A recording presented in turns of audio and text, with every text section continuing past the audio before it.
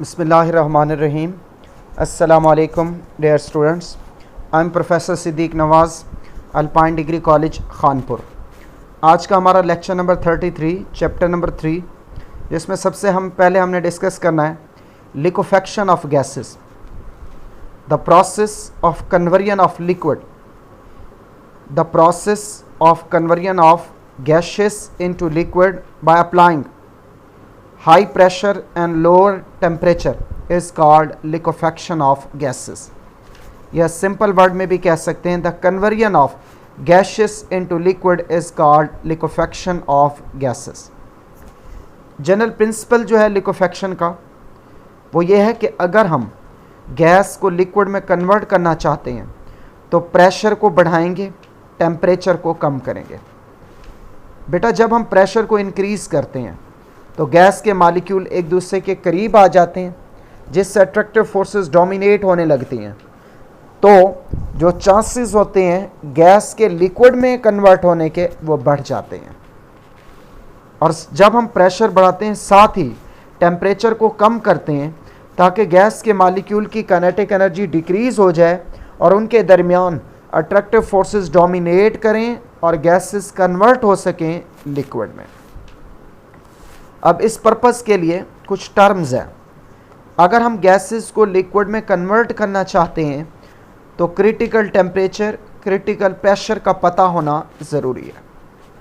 Critical temperature क्या होता है?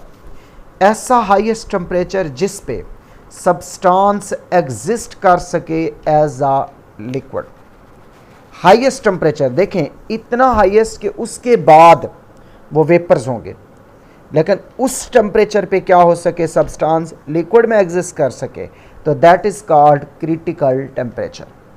तो क्या कह रहा हूँ, जैसे हम कहते हैं ना क्रिटिकल सिचुएशन, कि किसी को अगर 104 का बुखार हो गया, हम कहते हैं क्रिटिकल कंडीशन है कि 104 पे तो वो मे बी के सर्वाइव कर सकता है, अगर 105 हो गया तो वो सर्वाइव नहीं कर सकेगा. इट्स मीन 104 पे अलाइव और 105 पे क्या हो सकती है, डेथ हो सकती है. तो यहाँ भी ऐसा है कि क्रिटिकल टेम्परेचर क्या है, एक ऐसा हाईएस्ट टेम्परेचर जिस पे कोई सब्सटेंस लिक्विड के तौर पे एग्जिस्ट कर सके, that is called critical temperature. इसे डिनोट करते हैं TC से. क्रिटिकल टेम्परेचर कार्बन डाइऑक्साइड का होता है 31.1 डिग्री सेल्सियस.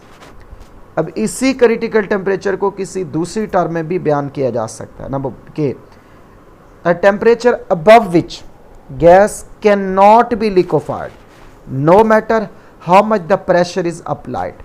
बेटा हाईएस्ट टेम्परेचर से अबव, हाईएस्ट टेम्परेचर से अबव अब जितना मर्जी प्रेशर अप्लाई कर दें गैस लिक्विफाई नहीं हो सकती, क्योंकि वो वेपर्स फॉर्म में चली जाएगी. तो टेम्परेचर को कैसे डिफाइन कर सकते हैं?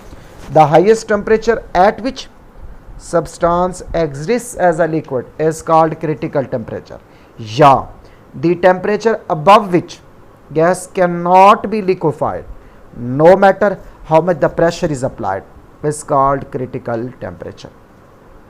फिर टर्म है जी critical pressure, the minimum pressure required to liquefy a gas at its critical temperature is called critical pressure.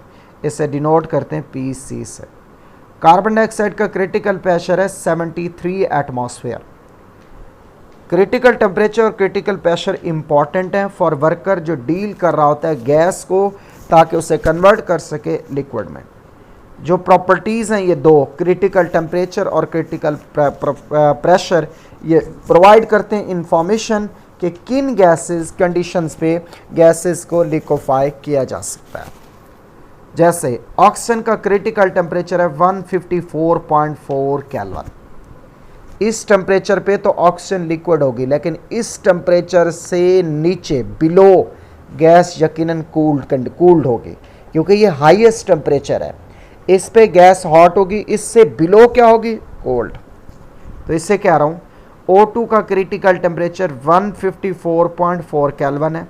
ये कूल्ड हो जाएगी below this temperature before it can be liquefy by applying high pressure. Ammonia एक polar gas है, क्योंकि nitrogen और hydrogen के बीच electronegativity का difference पाया जाता है, तो ये पोलर मॉलिक्यूल है. तो इसका क्रिटिकल टेम्परेचर कंपैरेटिवली हाई है, 405 केल्विन है। तो इसे लिक्विफाई करने के लिए sufficient pressure close to room temperature required होगा। फिर है बेटा क्रिटिकल टेम्परेचर। पोलर गैसेस का ग्रेटर होगा नॉन पोलर के, क्योंकि इंटरमॉलिक्यूलर फोर्सेस जितना स्ट्रांग होंगी तो कोई भी सब्सटेंस ज़्यादा टेम्परेचर तक लिक्विड स्टेट में एग्जिस्ट कर सकेगा। That's why critical temperature polar molecule का ज़्यादा होगा, नॉन पोलर का कम होगा।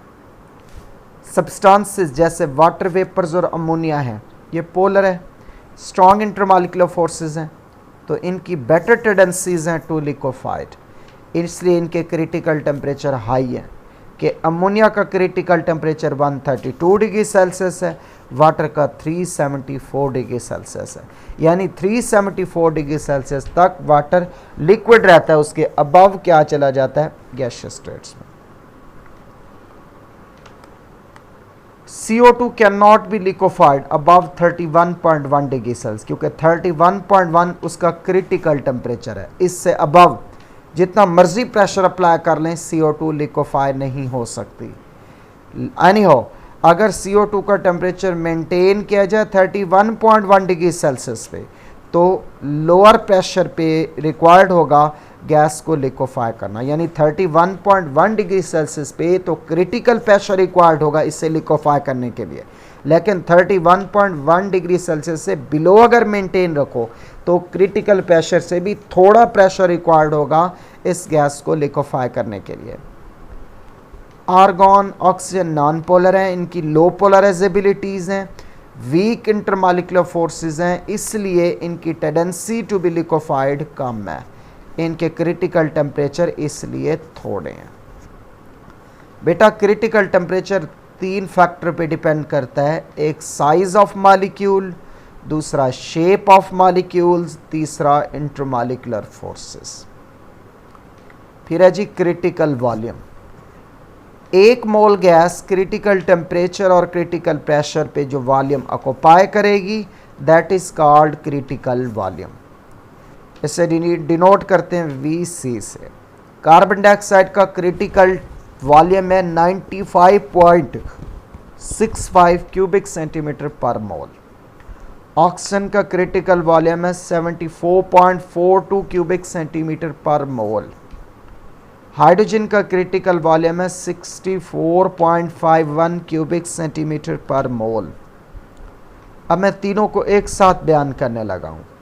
Explanation of critical volume, critical pressure and critical temperature. बेटा क्रिटिकल टेम्परेचर CO2 का 31.1 डिग्री सेल्सियस, इसे मेंटेन करें और प्रेशर इंक्रीज करते हुए 72.9 ATM तक ले जाएं तो ये गैस लिक्विफाई होना शुरू हो जाएगी। It's mean 72.9 ATM critical pressure है CO2 के लिए। उस वक्त जो CO2 वॉल्यूम ऑक्युपाई करेगी एक मोल, वो होगा 95.65 क्यूबिक सेंटीमीटर, जो कि इसका क्रिटिकल वॉल्यूम है। फिर कुछ एग्जांपल्स दी गई हैं टेबल की फॉर्म के अंदर। नेक्स्ट है बेटा methods of liquefaction of gases. बेटा वैसे तो काफ़ी सारे मेथड हैं, लेकिन one of the best method जो है वो है लिंड्स मेथड, जो डिपेंड करता है जूल थॉमसन इफेक्ट पे। जूल थॉमसन इफेक्ट क्या है कि जब एक हाईली कंप्रेस गैस को अलाउ करें कि वो हाई प्रेशराइज रीजन से लो प्रेशराइज रीजन की तरफ जाए तो वो गैस कूल हो जाती है। जैसे आपने कभी देखा होगा कि गुब्बारे के अंदर फुल हवा भर के उसके माउथ को टाइट कर लें एंड देन किसी के करीब करके उसके माउथ को हल्का सा ओपन करें तो कूल्ड एयर बाहर आती है। ऐसा क्यों होता है? ऐसा इसलिए होता है कि जो कंप्रेस्ड गैस के मॉलिक्यूल्स होते हैं वो एक दूसरे के करीब होते हैं, उनके दरमियान अट्रैक्टिव फोर्सेस पाई जाती हैं। जब गैस को अलाउ करते हैं थ्रू नोजल जेट के वो एक्सपेंड हो तो मॉलिक्यूल उस जब जेट से बाहर निकलने की कोशिश करते हैं तो दूसरे मॉलिक्यूल इंटरमॉलिक्यूलर फोर्स के ज़रिए उन्हें रोक लेते हैं। तो इन इंटरमॉलिक्यूलर फोर्सेस को ओवरकम करने के लिए एनर्जी रिक्वायर्ड होती है। तो जो मॉलिक्यूल मूव करना चाहता है जेट के थ्रू वो अपनी एनर्जी को कंज्यूम करता है to overcome these attractive forces. इसलिए थ्रू नोजल जेट जब कोई गैस का मॉलिक्यूल हाई प्रेशराइज्ड रीजन से लो प्रेशराइज्ड रीजन की तरफ आता है तो वो कूल्ड हो जाता है। फिर लिंड्स मेथड ऑफ लिक्विडेशन, ये एक लॉन्ग क्वेश्चन है, पहले प्रिंसिपल बताएंगे। जॉल थॉमसन इफेक्ट की बुनियाद पे काम होता है इसके अंदर। जॉल थॉमसन इफेक्ट क्या है कि when a compressed gas is allowed to expand into a region of low pressure it gets cooled, this is called Joule Thomson effect।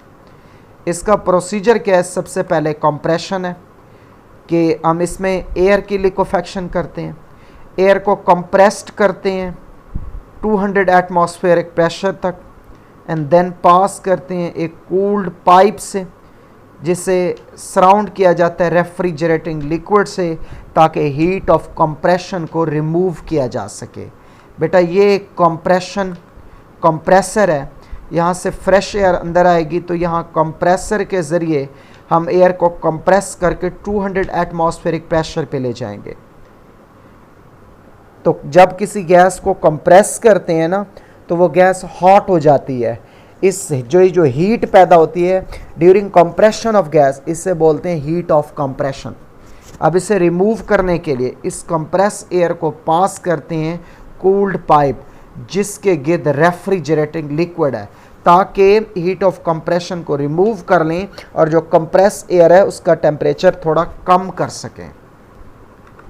Then फिर क्या करते हैं? एक्सपेंशन। ये जो कंप्रेस्ड एयर है उसे पास करते हैं स्पाइरल पाइप में से जिसके एक सिरे पे स्मॉल जेट होता है।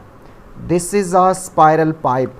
स्पाइरल पाइप में से इससे गुजारते हैं ताकि सरफेस एरिया बढ़ जाए और गैस के मॉलिक्यूल की एनर्जी ऐसा ऐसा कम हो जाए, क्योंकि जब स्पाइरल पाइप में से गैस के मॉलिक्यूल गुजरेंगे ना तो वो वॉल से टकराते हुए अपनी एनर्जी को ट्रांसफ़र करेंगे वॉल की जानिब, जिससे ऐसा ऐसा उनकी एनर्जी कम होती रहेगी। तो इससे मैंने लिखा है कि देन पास करेंगे through spiral pipe having a jet at one end. जब एयर जेट से बाहर आएगी तो एक्सपैंड होगी फ्रॉम 200 एटमॉस्फेयर टू 180 एम। इस तरीके से जो गैस का टेम्परेचर होगा वो कम हो जाएगा। फिर है जी कलेक्शन। ये जो कूल्ड एयर है, ये कूल्ड एयर जब जेट से बाहर आती है तो अपवर्ड मूव करती है और जाती है कंप्रेसर की तरफ जहाँ पे इनकमिंग एयर को कूल करने की कोशिश करती है। अब कंप्रेशन पंप से दोबारा जब ये अगेन रेफ्रिजरेटिंग कॉइल से पास होते हुए दोबारा स्पाइरल पाइप से आएगी तो ये प्रोसेस जब बार बार रिपीट होगा तो लिक्विड एयर तो गैस के जो कंप्रेसर उसका टेम्परेचर इतना कम हो जाएगा कि वो आहिस्ता आहिस्ता लिक्विड एयर में कन्वर्ट होना शुरू हो जाएगी और ये कलेक्ट होगी at the bottom of collection chamber. अब इस लिंड्स मेथड की लिमिटेशन है, तमाम गैसेस को लिंड्स मेथड के ज़रिए लिक्विफाई कर सकते हैं लेकिन हाइड्रोजन और हीलियम को लिक्विफाई नहीं कर सकते। उसकी रीज़न ये है कि हाइड्रोजन और हीलियम इनके क्रिटिकल टेम्परेचर लो हैं जो कि लिंड्स मेथड की मदद से अचीव नहीं कर सकते। अब इनके क्रिटिकल टेम्परेचर लो क्यों हैं? क्योंकि हाइड्रोजन और हीलियम वीक इंटरमॉलिक्यूलर फोर्सेस हैं बिटवीन देयर मॉलिक्यूल। ये वीक फोर्सेस रिस्पॉन्सिबल क्यों हैं? उसकी वजह यह है कि हाइड्रोजन और हीलियम का स्मॉल साइज़ और लो पोलराइजेबिलिटीज़ हैं जिसकी वजह से इनमें होती हैं वीक लंदन डिस्पर्शन फोर्सेस। अगर लंदन डिस्पर्शन फोर्सेस वीक हों तो क्रिटिकल टेम्परेचर लो होता है और क्रिटिकल टेम्परेचर जितना लो होता जाएगा उसे अटेन करना मुश्किल होगा। फिर है बेटा हमारे पास difference between ideal and non ideal gases. Ideal gases कौन सी हैं? वो तमाम गैसेस जो under all condition of temperature and pressure gas laws को ओबे करें। आइडियल गैस का जो वॉल्यूम होता है वो निग्लिजिबल होता है as compare to the space occupied by the gas, कि एक्चुअल वॉल्यूम थोड़ा होगा लेकिन गैस के मॉलिक्यूल्स जो अवेलेबल जो ऑक्युपाइड वॉल्यूम होगा वो बहुत ज़्यादा रखते होंगे। तमाम कंडीशंस पे, in all conditions of temperature and pressure, attractive forces के आइडियल गैस के मालिक्यूल के दरमियान नेग्लिजिबल होती हैं। आइडियल गैसेस ओबे करती हैं general gas equation PV equal to NR2 को। बेटा आइडियल गैसेस इस दुनिया में एग्जिस्ट नहीं करती। गैसेस ओबे करती हैं आइडियल बिहेवियर के अंडर सम कंडीशंस गैसेस जो रियल हैं वो आइडियल हो जाती हैं। यानी ये जो चार हमने पॉइंट्स लिखे हैं, इन चार को जो रियल गैसेस हैं वो ओबे करती हैं at high temperature and low pressure. ये कल के आर्टिकल में हम डिस्कस करेंगे। जो रियल गैसेस हैं वो तमाम गैसेस जो ओबे करें गैस लॉज को लो प्रेशर और हाई टेम्परेचर पे, उन्हें हम बोलते हैं real gas equation, real gases. Volume जो होता है गैस के मालिक्यूल का वो नेग्लिजिबल नहीं होता in comparison to the volume occupied by the gas. High pressure और लो टेम्परेचर पे अट्रैक्टिव फोर्सेस इनमें नेग्लिजिबल नहीं होती। रियल गैसेस एक इक्वेशन ओबे करती हैं जिसे बोलते हैं van der Waal equation, P + AN² over V² into V - B NB, इधर N आएगा, equal to NRT। H2, Cl2, N2, O2, ये सारी गैसेस जो एग्जिस्ट करती हैं नेचर में, ये रियल गैसेस हैं। थैंक यू बेटा, अल्लाह हाफिज़।